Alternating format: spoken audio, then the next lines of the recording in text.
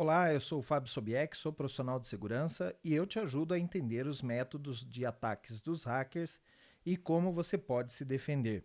Você está no podcast Blue Team Academy. Então, no episódio de hoje, nós vamos falar sobre hacking e as leis e como você faz para não ser preso se você chegar a atuar como um hacker ético, ok? Então vamos para a nossa vinheta e depois eu entro com o assunto principal.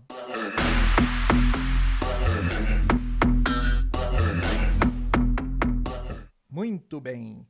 Então vamos direto ao assunto, né? Bom, hacking aqui no termo deste conteúdo, né? Para a gente deixar bem claro o que eu quero dizer por hacking aqui, são as ações que nós fazemos na área de segurança da informação para que possa se descobrir métodos diferentes de se chegar a alguma exploração, certo? Porque se a gente pegar o termo hacking, ele vai submeter a vários tipos diferentes, tem vários sinônimos. Então você pode usar hacking como um curioso, você pode usar hacking como uma quebra de protocolos ou alguma coisa assim. Então, só para a gente delimitar aqui definir o escopo do que nós estamos falando. E é óbvio que aqui na área de segurança da informação você já deve ter ouvido falar do termo hacker ético. O hacker ético, então, é aquele profissional da área de segurança da informação que ele utiliza de meios não convencionais, ou seja, ele utiliza dos conhecimentos de quebra de protocolos, de quebra de processos para descobrir falhas e vulnerabilidades dos sistemas e dessa maneira que a empresa possa se proteger, bloqueando, utilizando um controle de segurança, fazendo uma análise de risco melhorada. Então, todo aquele trabalho que nós fazemos na área de Blue Team, que é onde eu trabalho, né? E por isso que o podcast se chama Blue Team Academy, na parte de proteção daquilo que o hacker ético descobriu, certo? E vale a pena a gente frisar novamente, né? Às vezes tem um pessoal que está chegando agora no canal e ainda desconhece alguns termos, né? Nós temos dentro da área de segurança termos como white hat, ou chapéu branco, black hat, que é o chapéu preto, e o grey hat, que é o chapéu cinza. O que são essas características, né? Por que utilizamos esses nomes? White hat é o profissional que é o hacker ético. Ele utiliza de meios não convencionais para descobrir vulnerabilidades nos sistemas, mas ele não se utiliza destes conhecimentos para roubar informações, para estragar ambientes, destruir dados. Então ele sabe até onde ele pode ir, de maneira que ele não quebre um sistema, de maneira que ele não destrua informações. Então ele sabe até onde ele pode ir. Por isso que eles chamam de white hat. O black hat, por sua vez, aí é realmente um cybercriminoso. É aquela pessoa que adquiriu conhecimentos técnicos, mas decidiu utilizar esses conhecimentos para ações criminosas. É o profissional que cria malwares e manda para empresas com o objetivo de atacar uma empresa. É aquele profissional aquela pessoa, né, não podemos nem chamar isso de profissional, mas é aquela pessoa que realmente executa um ataque contra uma empresa, faz exfiltração de dados, rouba dados de uma empresa para depois poder vender esses dados em um mercado paralelo. Então, já é o profissional que ele não tem respeito a nenhuma das leis, como a gente vai citar aqui algumas leis, e ele é considerado um cybercriminoso. E nós temos o Grey Hat. O Grey Hat, você provavelmente não vai ver nenhuma pessoa falando, eu sou um Grey Hat. Porque o Grey Hat ele é um termo utilizado para aquelas pessoas que, em alguns momentos, vão atuar de maneira ética, em alguns outros momentos não vão seguir muito bem as leis ou não vai atuar de maneira ética e, portanto, por isso que ele se mistura entre o preto e o branco, é o que nós chamamos de chapéu cinza, ok? Por que você não vai ouvir algum profissional falando, eu sou grey hat? Porque, obviamente, né, ele vai estar assumindo que em alguns momentos ele não é tão ético como as pessoas pensam, ok? Aqui no Brasil, especificamente, nós temos algumas leis aonde os advogados e a justiça ela tenta tipificar os crimes de ataque cibernético. E uma dessas leis ficou conhecida como Lei Carolina Dickmann. Ela é a lei número 12.737 do ano de 2012. Por que essa lei recebeu esse nome, Carolina Dickmann? Se você for pesquisar na internet, você vai ver que Carolina Dickmann é uma atriz brasileira e que ela teve fotos furtadas do seu aparelho celular quando ela levou esse aparelho para uma manutenção. O profissional que estava fazendo a manutenção, acho que ele se descuidou com o fato dos dados ali do aparelho e extraíram algumas fotos e essas fotos foram vazadas na internet. Infelizmente, fotos dessa pessoa, dessa atriz nua, então vazaram essas fotos na internet, causando constrangimento à atriz. Na época, foi fácil de descobrir quem foi que vazou as informações, porque ela tinha declarado que ela tinha levado o aparelho dela e ela se esqueceu que tinha essas fotos lá dentro e provavelmente a investigação partiu a partir dali e descobriu, né, a pessoa que compartilhou essas fotos provavelmente deu algum vacilo, postou as informações com o IP de um local determinado e a justiça então conseguiu prender essas pessoas. Por que foi criada uma lei então para isso? Porque não havia uma tipificação clara dos crimes cibernéticos. E aí os deputados se comoveram com a situação, né? É uma atriz bastante conhecida aqui no Brasil, e aí eles então criaram essa lei que ela modificou alguns pontos, né, do Código Penal Brasileiro. O Código Penal Brasileiro é um conjunto de leis que aplicam para crimes comuns, mas que podem ser tipificados, né? E aí eu trouxe alguns dados aqui para nós fazermos uma referência aos crimes comuns, certo? Um dos primeiros itens que a gente vai poder falar é propriamente a invasão do dispositivo. Então, todo profissional, toda pessoa que por meios, por qualquer meio, por quebra de mecanismos de segurança ou através da comunicação, ele obter ou ele conseguir invadir um dispositivo eletrônico, ele pode ser então tipificado no artigo 154-A do Código Penal. O artigo ele diz mais ou menos assim: acessar sem a autorização ou ultrapassando a autorização um sistema informatizado, dispositivo ou rede de computadores com a violação do mecanismo de segurança. Então, nós, profissionais de segurança, nós vamos colocar vários controles. Se essa pessoa conseguir quebrar esses controles e ter acesso a uma máquina, né, a um dispositivo, ela estará incorrendo no crime tipificado no artigo 154-A do Código Penal.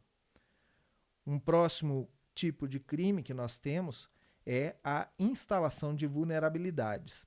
A instalação de vulnerabilidades é quando um hacker, né, um atacante, ele cria um sistema, um vírus, um malware, e ele implanta esse serviço, ele implanta esse software, malware, em um computador de uma empresa ou um dispositivo de uma empresa. Então, fazer essa instalação, independente do meio que ele utilize, tá? Ele pode utilizar um phishing, ele pode tentar enganar a pessoa através de engenharia social, fazer ela fazer um download de um aplicativo que ela acredita que é um aplicativo comum, né? Um aplicativo oficial ou uma cópia de um aplicativo.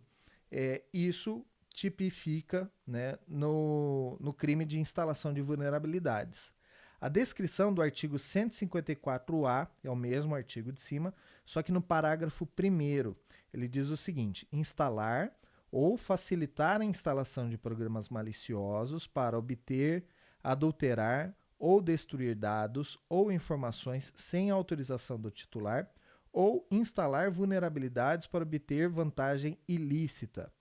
Então, todos os crimes de ransomware, eles podem cair nessa lei. Artigo 154A, parágrafo 1º do Código Penal Brasileiro. Ok? O próximo aqui da minha lista é a interrupção de serviço. Então, quando um atacante ele promove um ataque de negação de serviço ou ele faz uma configuração, ele modifica uma configuração para que ocorra perda de pacotes ou para que um serviço pare de funcionar, qualquer meio que ele cause que interrompa um serviço e esse serviço for um meio de comunicação ou de utilidade pública, ou que ele impeça e dificulte o restabelecimento desse serviço.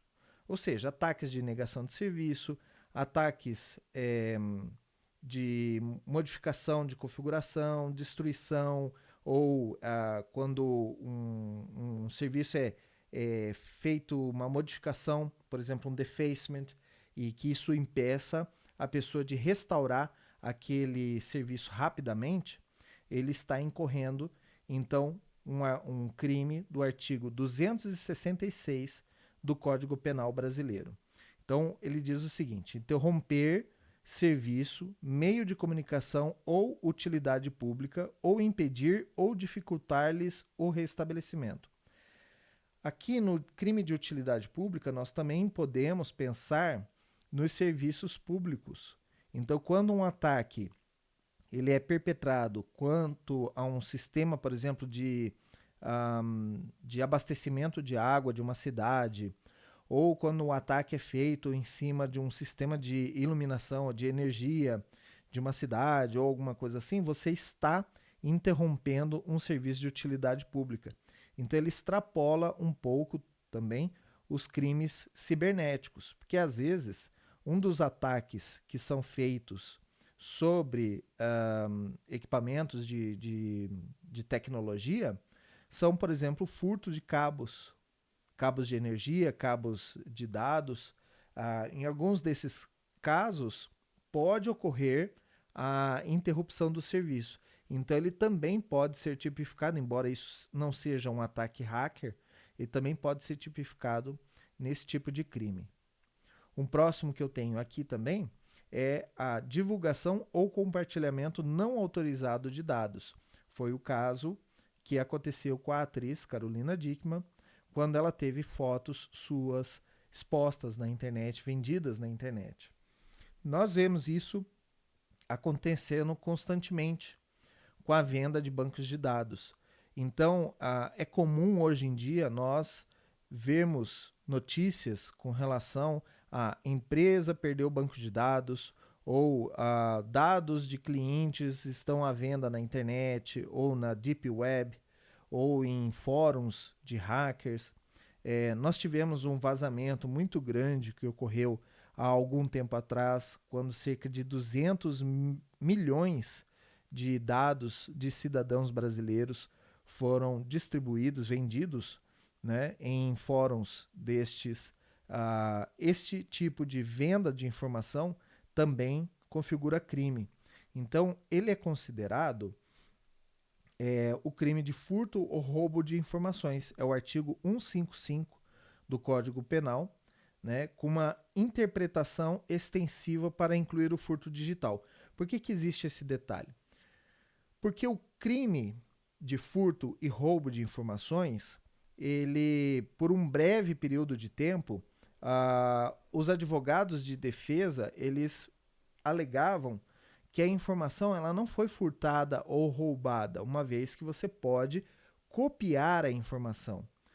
Seria furto ou roubo se o hacker ele pegasse aquela informação, copiasse aquela informação e apagasse a informação no ponto de origem. Então, nesse caso, ele está tirando a informação de uma pessoa, né? Seria como você fazer uma abstração material para aquela informação, apesar dela ser bits e bytes, né? Ela ser uma informação digital. Então, o que os advogados na época alegavam é que não pode ser considerado um furto, sendo que eu só copiei os dados. A pessoa não deixou de ter aquele bem. E com isso, né, dada essa interpretação da lei, na época, muitos dos hackers eles conseguiram se eximir da culpa e serem inocentados quando colocado essa tese de defesa. Aqui, então, eles mudaram o código para dar essa ação extensiva e incluir o furto digital. Então, a descrição da lei ela passou assim: subtrair para si ou para outrem dados eletrônicos ou informações processadas ou não, aproveitando-se de vulnerabilidades ou sem a autorização explícita do titular. Isso também tipifica aquele tipo de furto quando um funcionário da sua empresa, que porventura ele tem direitos aos dados da empresa para realização do trabalho dele, e neste momento ele faz uma cópia do banco de dados de clientes ou ele faz cópias dos dados privados da empresa, né, dados sensíveis da empresa, e tenta vender isso para concorrentes, tenta vender isso no mercado paralelo. Então, esse tipo de roubo de dados, vazamento intencional de um funcionário que realmente tem acesso, ele não foi um hacker, né? Na verdade, ele não quebrou o sistema, ele tinha acesso ao sistema, ele simplesmente fez uma cópia, levou num pendrive ou num memory key e vendeu esses dados. Isso, infelizmente, ocorre bastante. Então, isso pode e deve ser considerado um crime e deve ser tipificado, então, no artigo 155 do Código Penal. Nós temos previsão para isso. Não é? E também tem uma outra questão aqui, que é o artigo 154A, parágrafo 3º, que é divulgação ou compartilhamento não autorizado de dados. Então você pode tipificar em alguns destes itens, né? 154A, parágrafo 3º, ele diz o seguinte: divulgar, comercializar ou transmitir a terceiros, a qualquer título, dados ou informações obtidas através da invasão de dispositivo informático alheio. Então veja que existe lei para isso. Quando algumas pessoas me dizem assim, mas a internet é uma terra sem lei, porque é muito difícil você comprovar que uma pessoa furtou dados ou que vendeu dados ou alguma coisa. Meios nós temos. E crimes de internet, eles são investigados pela Polícia Federal. Porque a legislação brasileira, ela tem uma regra de jurisprudência, né? Então, se um crime foi cometido no estado de São Paulo, ele deve ser investigado pela Polícia Civil de São Paulo. Se um crime é cometido no estado do Rio de Janeiro, ele deve ser investigado pela Polícia Civil do Rio de Janeiro, pela Secretaria de Segurança Pública do Rio de Janeiro. E quando um crime é cometido na internet, que você, por vezes, não sabe aonde o criminoso está, o criminoso pode estar em outro país, os dados podem estar em um local ou em outro, como que você utiliza a regra da jurisprudência em crimes na internet?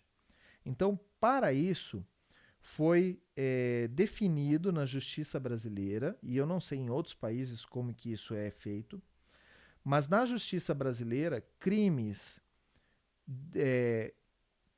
executados, né, crimes feitos na esfera da internet, eles são crimes federais.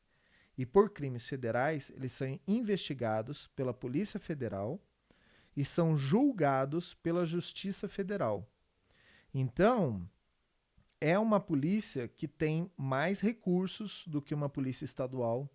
É uma polícia que tem profissionais mais capacitados do que uma polícia civil estadual. E, consequentemente, por conta disso, nós temos até um relativo bom andamento das investigações e nós conseguimos visualizar dentro da nossa esfera, obviamente, né, dentro da nossa bolha que nós conseguimos de informações, que a maioria dos crimes investigados chegam em conclusões onde são presos os cyberatacantes, os cybercriminosos, e eles são levados a julgamento. Como, por exemplo, aconteceu em março de 2021, uma pessoa chamada Roberto Correia Silva, ele foi preso pela Polícia Federal. Você pode ter ouvido falar desta pessoa, mas pelo seu apelido de hacker, que é o Vanda the God. O Vanda the God, ele foi associado ao vazamento de informações, que é o considerado o maior vazamento de informações de dados de crédito de brasileiros, aquele vazamento de 200 milhões de pessoas. Como que a Polícia Federal fez para chegar até o Marcos? Pelo que eu pude apurar dentro do que foi informado, obviamente, alguns casos a investigação é tratada em sigilo, justamente para não ocorrer vazamento de mais informações, mas pelo que eu apurei na imprensa, o Marcos ele era a pessoa que efetivamente estava vendendo os dados no mercado paralelo. Então, provavelmente, um investigador da Polícia Federal se fez passar por um comprador dos dados, ele tentou fazer a compra e no momento do fechamento da compra ou da entrega da massa de dados, é que o Marcos foi preso, então em março de 2021. Um outro caso que também foi investigado pela Polícia Federal e que levou à prisão por 2 vezes foi o caso do Walter Delgatti Neto. O Walter Delgatti Neto, se você lembra bem desse nome, ele foi conhecido como o hacker da Lava Jato. Por que o Walter foi preso? E aí, por 2 ocasiões. Na primeira ocasião, porque ele vazou informações do juiz Sérgio Moro, e foi um vazamento que ele fez para o jornal The Intercept. Ele conseguiu coletar, ele conseguiu acesso ao Telegram do juiz Sérgio Moro, na época juiz, hoje, na época de gravação desse vídeo, Sérgio Moro ele é um senador federal, né?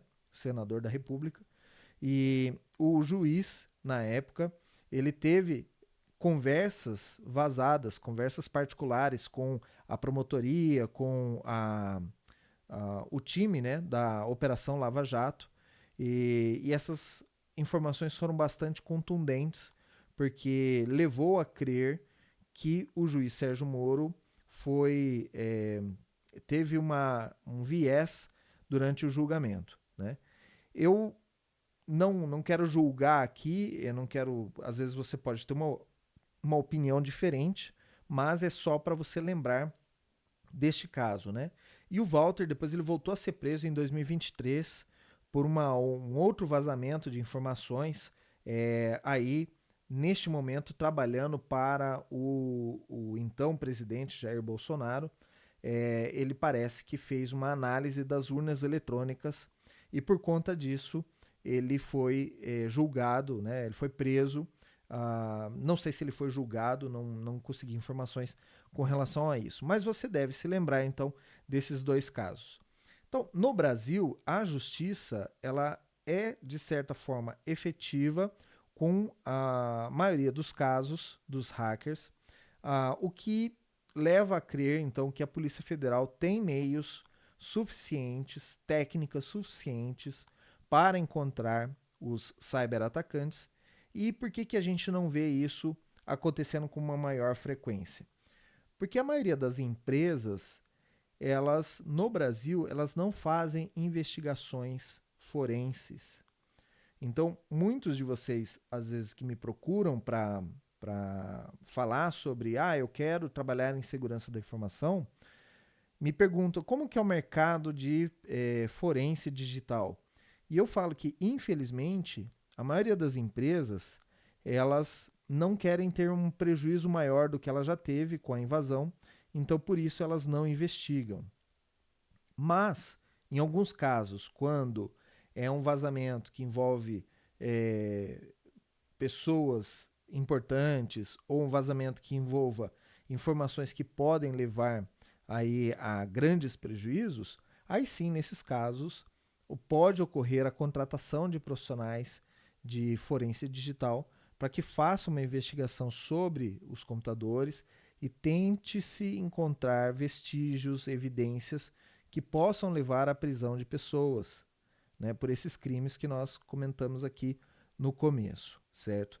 Então, existe mecanismos, embora em alguns casos as empresas não utilizam esses mecanismos para evitar até um prejuízo maior.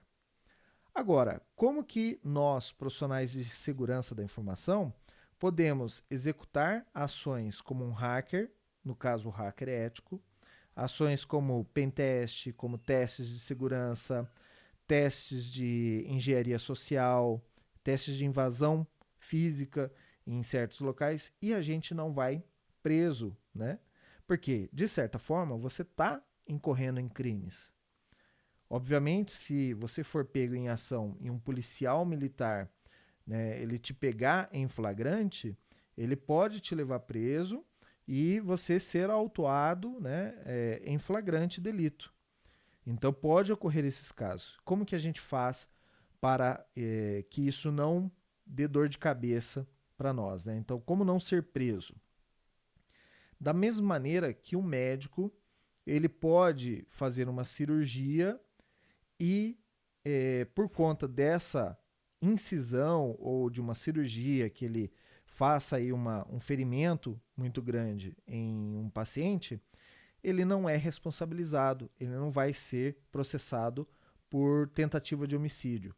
Eu, por exemplo, se eu pegar um bisturi e fizer uma incisão na barriga de uma pessoa, eu posso ser preso por tentativa de homicídio. Já o médico, ele não é preso por tentativa de homicídio. Mas por quê? Porque o médico, ele tem um protocolo, né, que é um protocolo de autorização que impede que, mesmo em flagrante, mesmo que um policial em flagrante faça a prisão desse médico, ele não tenha esse tipo de responsabilização. O médico, ele primeiro, ele tem um documento que é um consentimento do paciente com relação a aquela cirurgia que ele vai fazer. Então, por isso que quando você vai fazer uma cirurgia, por qualquer que seja o motivo, você assina vários documentos autorizando aquele procedimento. Se você estiver inconsciente, algum parente seu deve assinar esses documentos para que seja submetido à cirurgia. Um segundo fator que é levado em conta pela justiça brasileira é a competência. Uma pessoa, para ela não ser presa por tentativa de homicídio, porque ela é um médico, ela tem que demonstrar essa competência profissional, seja tendo um diploma, seja tendo um CRM, seja tendo uma especialização ou alguma coisa assim, tá? O terceiro passo para você não ser preso como médico é a necessidade médica. Então, aquele paciente ele precisa estar em condições, ou, por exemplo, ter uma necessidade. E é por isso que, antes de uma cirurgia, muitas vezes o médico te pede uma série de exames. Por exemplo, se ele vai fazer uma cirurgia bariátrica ou alguma coisa, ele vai pedir uma série de exames que comprove aquela necessidade, seja um colesterol alto, uma situação, um exame de diabetes, alguma coisa que comprove a necessidade. Se você, por exemplo, for uma cirurgia porque você teve um acidente doméstico que quebrou um osso, ele faz as radiografias do seu osso para comprovar a necessidade médica. Depois, ele tem os padrões. Ele tem protocolos que ele vai seguir. Ele não pode fazer uma cirurgia artística. Ele tem um protocolo a seguir. Então, uma cirurgia bariátrica, ele tem certos locais onde ele pode fazer a incisão ou corte. Ele tem certos órgãos que ele pode tocar ou não tocar e assim por diante. Ele tem uma padronização do processo. E no final, ele tem a documentação de tudo isso. Então, ele pega evidências daquele trabalho que ele fez, da incisão, da sutura e tudo mais. Ele coleta todos esses documentos, ele guarda esses documentos para que, se no futuro você venha a processar o médico por alguma coisa, um erro médico, alguma coisa, ele tem tudo documentado. Nós vamos utilizar então esse mesmo mecanismo que os médicos utilizam na área de segurança da informação.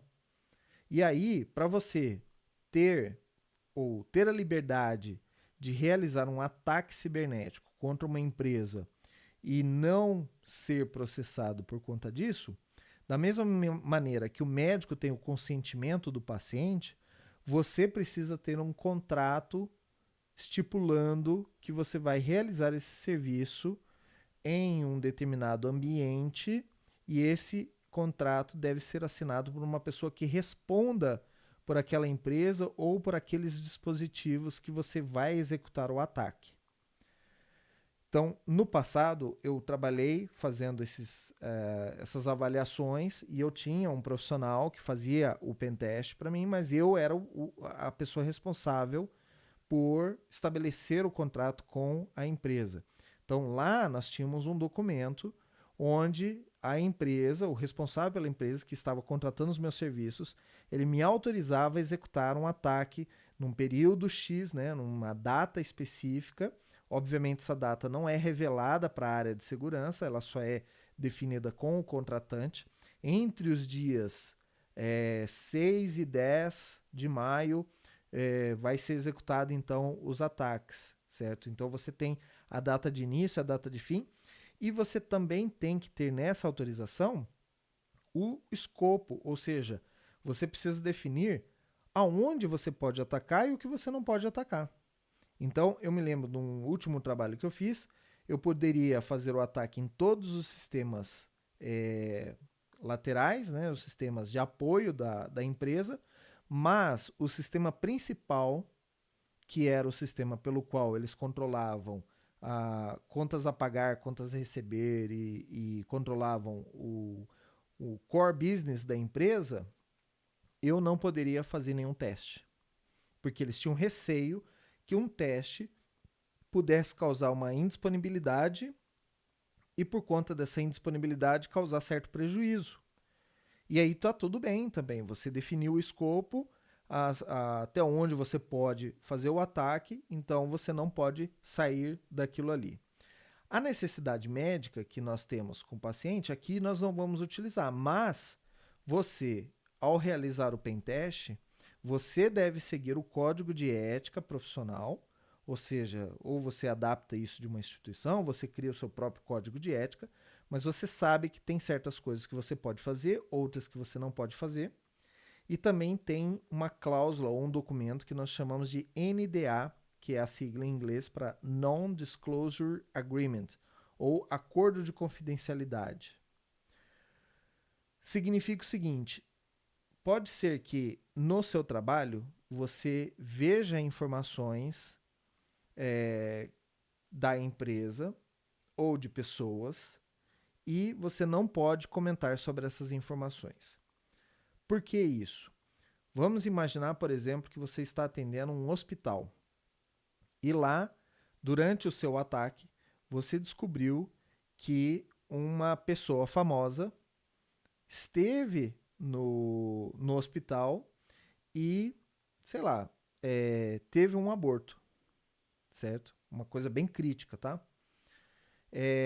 E essa informação ninguém sabia. Você teve acesso porque você executou um ataque. Como você tem um acordo de confidencialidade com essa empresa, você não pode divulgar essa informação.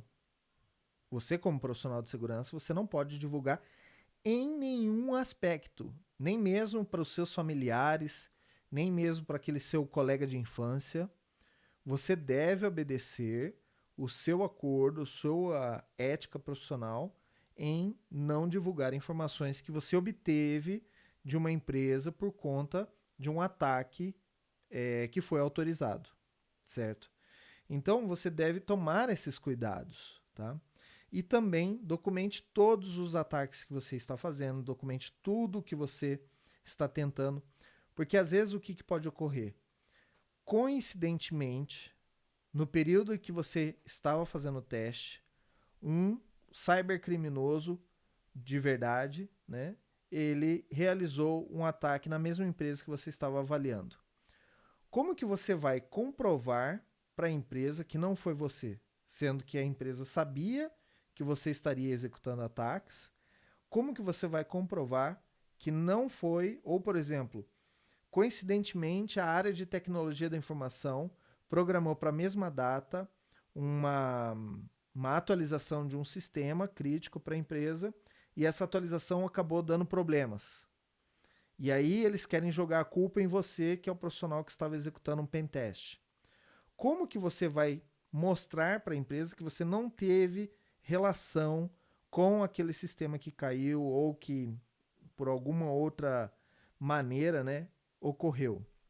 Então por isso que você deve documentar, se possível, de preferência, se você puder gravar as sessões onde você executou os ataques e tudo mais, esse é o melhor momento, porque se ocorrer algum problema, você pode mostrar que não era você ali, tá? Também utilize ferramentas legalizadas. Ah, mas a ferramenta que eu vou usar é open source ou é uma versão comunidade. Tudo bem. O que não pode, dentro da nossa profissão, um pentester, utilizar às vezes uma vulnerabilidade não conhecida, um zero day. Isso quem faz é cybercriminoso. Nós, profissionais de segurança, nós não trabalhamos à margem da lei, pelo menos não deveríamos. Nós temos que ser éticos. Então, para isso, você tem certas limitações, tá? E por fim, mas não menos importante, da mesma maneira que os médicos, existem empresas seguradoras que fazem seguro de responsabilidade profissional. Se você for trabalhar com isso, com pentest ou alguma coisa assim, esse tipo de avaliação, é bastante interessante que você procure saber de empresas que façam esse tipo de seguro e que você tenha um seguro de responsabilidade profissional. Para que serve esse seguro? Se por acaso você cometer algum engano, se por acaso você executar um ataque que extrapole as suas o que você achava que ia acontecer ou alguma coisa assim, e a empresa chegou a ter um prejuízo, provavelmente essa empresa ela pode vir a querer te responsabilizar. E aí, gente, enquanto tá tudo bem, você tem vários amigos. Quando alguma coisa sai fora do previsto, você arruma bastante inimigos. As pessoas, às vezes, elas não têm uma ponderação. Ah, não, ele só estava testando, tal. Cara, a empresa pode vir te processar. E aí você pode, então, utilizar esse seguro de responsabilidade profissional para transferir esse risco que você tem de, às vezes, executar um ataque, dar prejuízo, transferir esse risco para a companhia de seguros. Eu, pessoalmente, eu não sei como funcionam os seguros de responsabilidade profissional. Eu acho até interessante buscar mais sobre esse assunto e trazer aqui num próximo episódio para sabermos se existe essa possibilidade aqui no Brasil e qual é a extensão, quanto custa isso para nós, tá? Mas é importante saber que isso existe, esse recurso, e que é possível a gente procurar esse tipo de recurso, mesmo que não existe no Brasil, talvez se existir em outro país, fazer essa contratação em outro país vale bastante a pena para nos protegermos e evitarmos aí dores de cabeça, prejuízos que possam levar ao encerramento das nossas atividades. Pessoal, era o que eu tinha para explicar hoje para vocês. Espero ter colaborado, ajudado vocês com mais essa informação. Se você gostou desse assunto, não esquece de deixar seu like, compartilhar com seus amigos, enviar para outras pessoas que queiram e precisam ouvir sobre isso, gostam de segurança da informação. Se você não é inscrito ainda, se inscreva para não perder nenhuma novidade. Todas as semanas a gente publica. E aqui também eu vou deixar o link para você baixar o meu e-book Conquiste a sua vaga em segurança da informação, onde você pode ler a respeito do mercado de segurança da informação, como faz para você se preparar e se tornar um próximo profissional de segurança da informação. Muito obrigado e para você que chegou até aqui o final comigo, escreve a palavra aqui embaixo, médico ético, para a gente saber que você chegou até o final. Muito obrigado e te espero num próximo vídeo. Tchau, tchau.